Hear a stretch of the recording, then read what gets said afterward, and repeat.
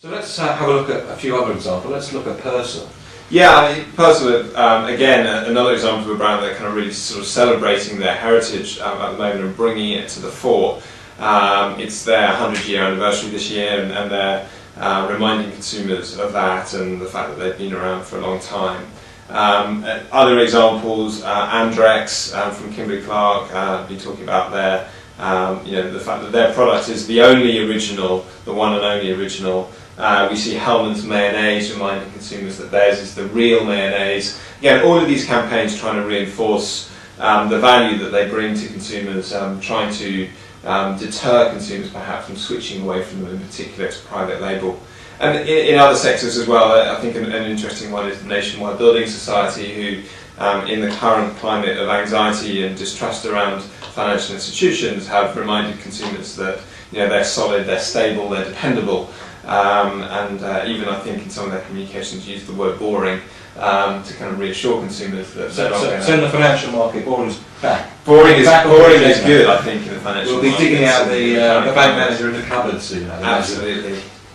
We're also seeing many people celebrating anniversaries, and Selfridges is another good example. It's their 100th anniversary, and they've made that really work very hard for them with an exhibition within the stores and with some very aggressive marketing, reminding people again of the innovations that they have brought to the department store scene over the course of the last 100 years, and making that much more relevant for today as well.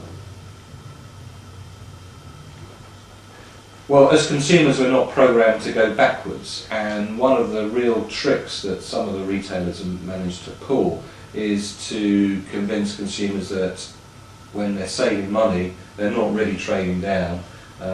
That there's actually a great advantage to them, and there's some great examples of the way in which that's being played out around the world. So maybe let's look at the very biggest, in a sense, Walmart. What have they been up to in this area? Yeah, I think it's interesting what Walmart are doing, and many other retailers perhaps kind of mirroring this, but they've very explicitly been using the kind of strapline of save money, live better, and really kind of recognising that while consumers do need to count their money and be more kind of cautious in their spending, they want to keep on living, and people don't want to have to feel like they're making big sacrifices.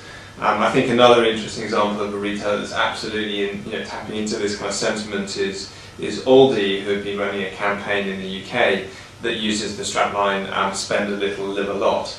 So again, recognising that consumers want to kind of go on doing the things that they really enjoy. And many other retailers have adopted similar strategies. So Home Depot in the US, they talk about the idea of more saving, more doing.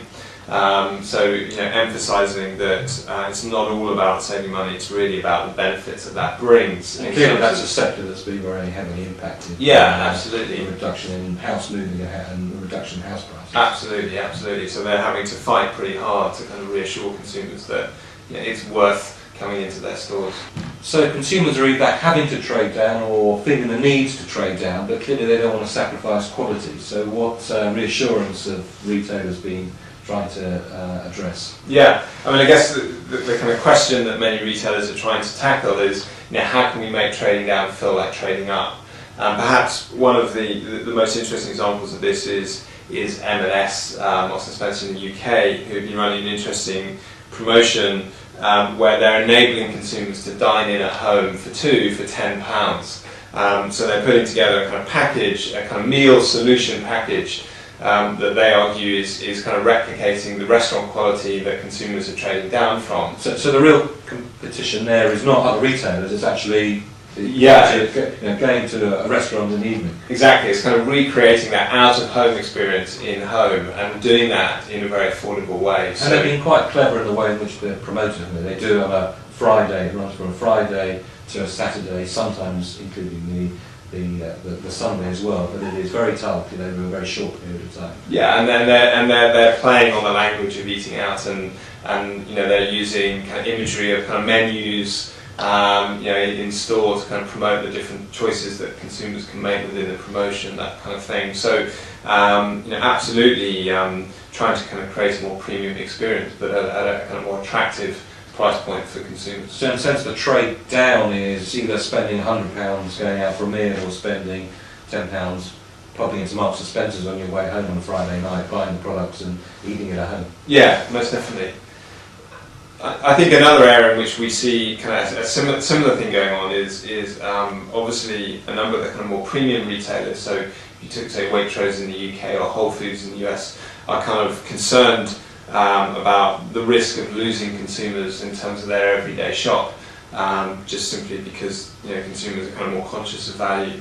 And both of those examples have introduced recently private label ranges, value ranges, that reassure consumers that it's the same quality they would expect from that retailer, but at a price point that's more competitive with perhaps some of the kind of more mainstream stores that they might be tempted to switch to. So again, that's a real change in strategy from those retailers who were heavily promoting the premiumisation and the quality of their products, actually introducing a value price fighting range within that.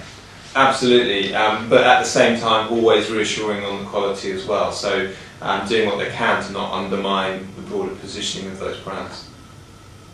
So we're seeing a real smartening up of own label, aren't we? I mean, own label traditionally, certainly in the States and other big markets, was very much the poor relation to the brands.